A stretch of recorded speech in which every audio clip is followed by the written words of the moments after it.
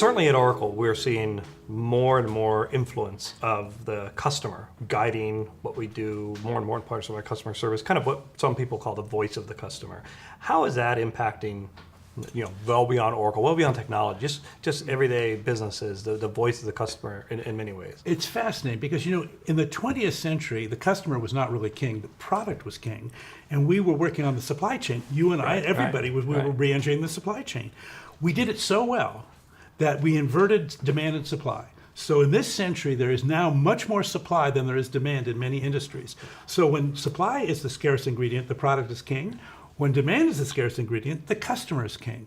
So industry after industry is going, holy smoke, they're the scarce ingredient in my economic equation. I need to become more customer-centric. How do I do that? That's when they look at you guys. Yeah.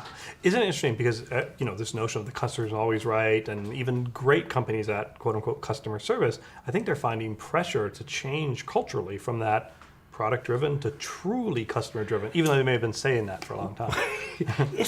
Why do we have to actually behave the way we talk? Exactly. Do as I say, not as I do. Yeah, we do. Our behavior is changing, and because as you point out, these new subscription models, for example, the switching costs for the customer has gone down dramatically. And so as a result, it's like, okay, so in my lifetime, it started as customer support.